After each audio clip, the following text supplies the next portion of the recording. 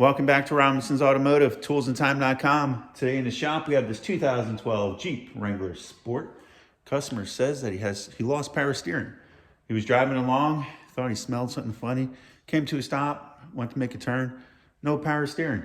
I already had the hood popped out in the parking lot and there's fluid everywhere.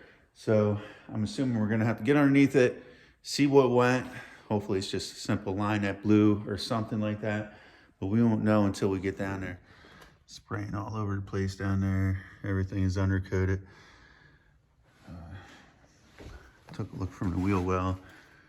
You see everything saturated with power steering fluid. We have her up in the air. As you can see, the Jeep has been lifted. Looks like a nice lift kit was installed. But we have a ton of fluid. Assuming it's probably a pressure line with how much fluid is sprayed all over. I guess there's really no telling, because everything is covered.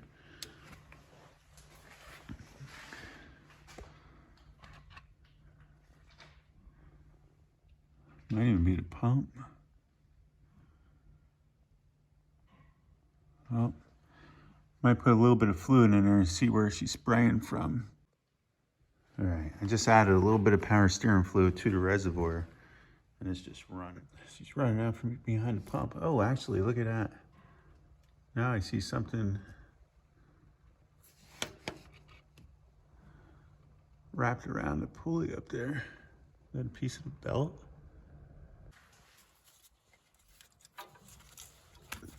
Yeah. I wonder if the belt started failing and wrapped around the inside of the pump. Well, it definitely took out the inner seal, so that sucks.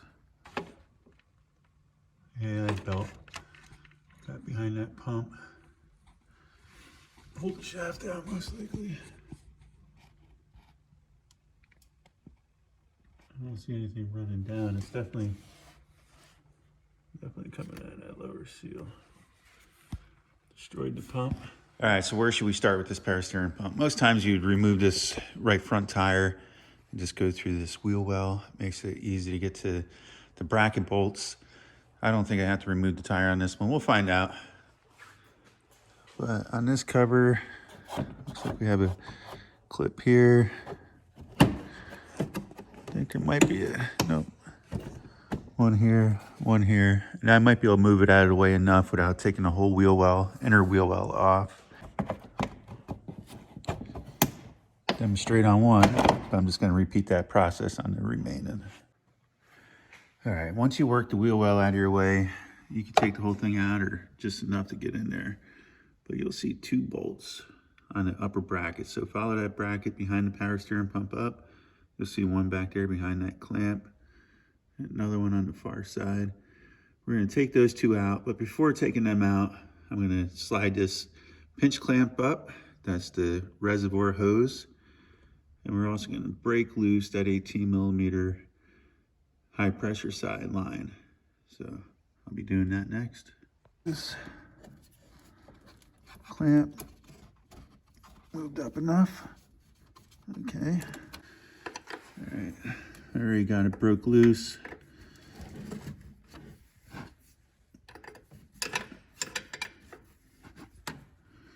I'm just gonna run that the rest of the way off. You might want to put a drain bucket underneath it at this point. This one was leaking so bad that it's all drained.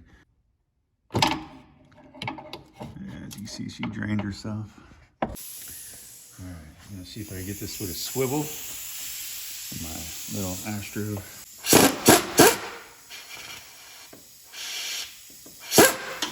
That's that one.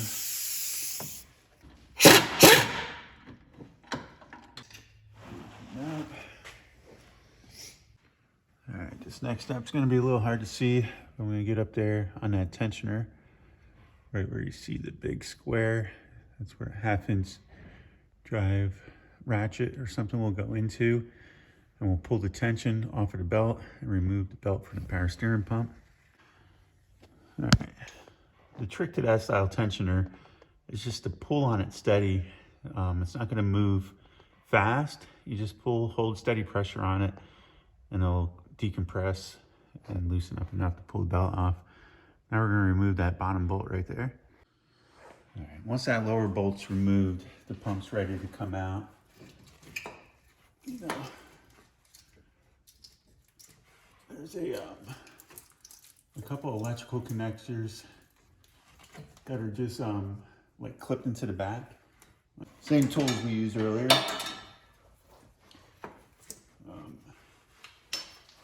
It's just easier to do it now. That's one. Caught it. Be a mechanic, it'll be fun. That's what they said. Now that with the pump out of the vehicle, you can see how the belt wrapped itself around and pulled the shaft out a little bit, destroying that inner seal.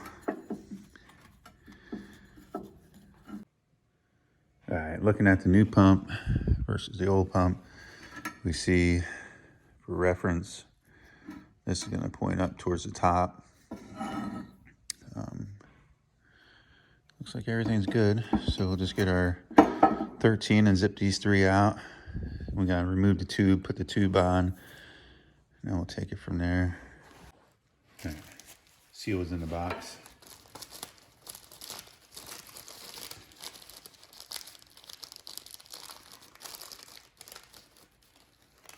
This guy here. Make sure everything's wiped off nice and clean.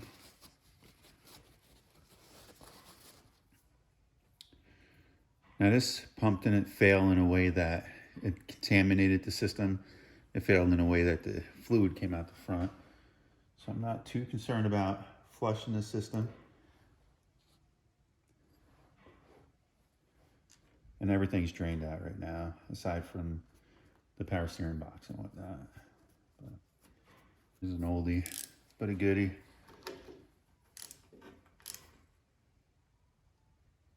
Have you seen Snap-on do stickers like that? Now you gotta turn it a quarter mile to get it to click, but hey, it's one of those things that it works good, you know? That's why I change it. All right. They have an exchange sometimes where you could exchange your old tools and for new tools. You know, like an upgrade process. I recently did it with a set of Mac screwdrivers. I exchanged them for a set of Snap-on because, quite frankly, there's no Mac dealers that come around here. I had a screwdriver that needed to be warranted for like a year.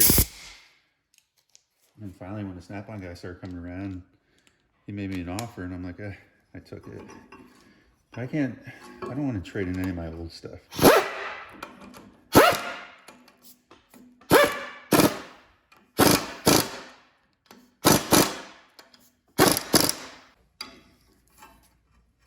Feels good.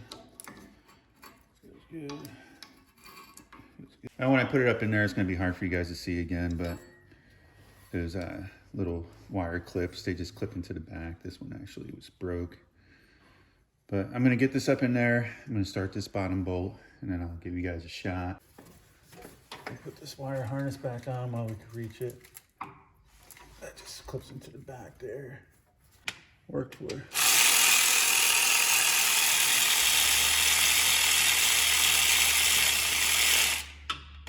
Like I said, I'm not gonna make it tight, just running it in a little bit. I know the light's not too great in there, but same thing as before. I'm gonna sneak it up through this opening. I already reached in there and got them started by hand.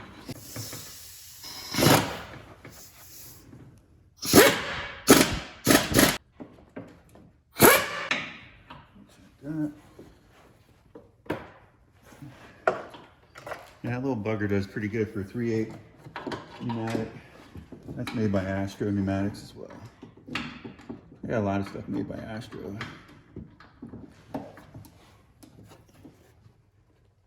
Okay. Nice and tight. Now we can take and put that hose on. Oh, too far. Put that on there. Like so. It looks good. Remember, there's an O-ring in there. That's going to be doing your sealing. What I'm going to do next, before I go too much further, is just spray everything down with brake cleaner. All the other pulleys, I'll remove the belt the rest of the way. try to everything's contaminated. So I'm just gonna try to degrease everything before putting a new belt on. Now, if you didn't have a problem with your belt, of course, you could just simply reinstall your belt. However, the belt is what causes this one to fail. And a lot of times these fail because the belt's simply a pain to replace. You'll find out quickly once you get everything out that you can't get the belt off due to a bracket that's on the bottom of the alternator. All right, now I'm up top, I'm gonna take and remove this air duct, 2 10s, 2 hose clamps. There's a plug at the bottom. Give you a shot here shortly. Once you get them off, you got a little air temp sensor there. Just unplug that. Set that back out of your way. And now here's that bracket we gotta remove. 1, 2, 3, 4. Take and zip them out. All right, and just like that, once you remove the last bolt, the bracket will come out. Now we can change the belt. All right, guys, I know I didn't record myself taking this tensioner off, but it's just a bolt up top, another bolt at the bottom. The reason I'm doing so is because look at this pulley on the tensioner. I just happened to catch it. Looks like it got extremely hot, and it has this really sharp edge. So this is only gonna ruin a new belt. So maybe this pulley's what failed. All right, guys, I didn't want to bore you with that, but I did locate a pulley. We got that replaced, and then we got the belt routed on. But I like to put the belt on prior to putting that bracket back on. It's just wide open at this point. The rest of the remaining pulleys look pretty decent. So we're ready to put this bracket back on. Bracket's back in and tight. Now we're gonna put the air duct back in. Pretty straightforward. All right, here's a shot from the side. The new pump installed. Everything looks pretty good. Dry so far. I put some ATF plus 4. She's topped off right now. So what I did is I raised up the front of the vehicle because I'm going to turn the wheels by hand back and forth a few times. Try to get that pump primed up before I start it. I left the cap loose and then just turn the wheel by hand back and forth.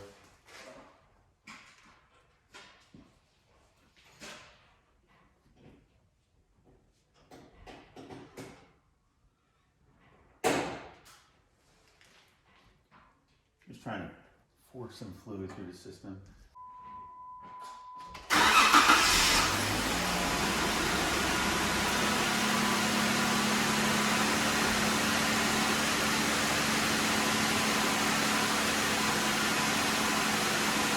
Turn the wheel back and forth.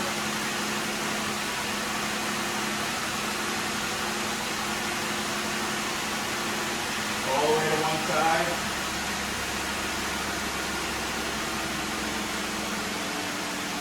All the way to the other.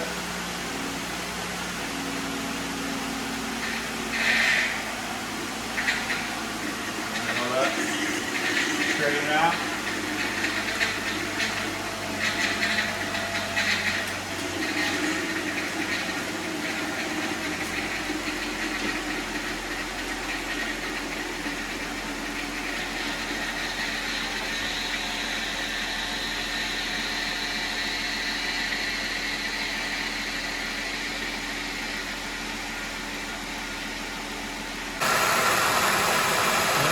Good and dry, no more leaks, no more whining. All right, we're just gonna let it run for a little bit. Everything looks good. It just keeps on seeping out of everywhere. I don't know how much I wipe it on.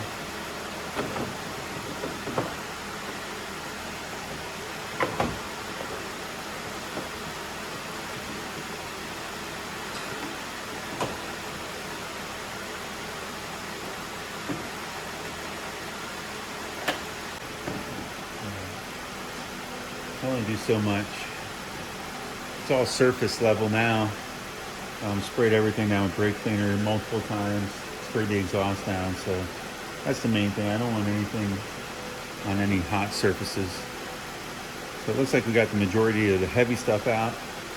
I'll just let it run. I'll take it for a ride and see how it feels. All right, just got back from a test drive. Just gonna look underneath here for the first time. Make sure everything looks good. Okay. Belt, everything looks good to me. All right.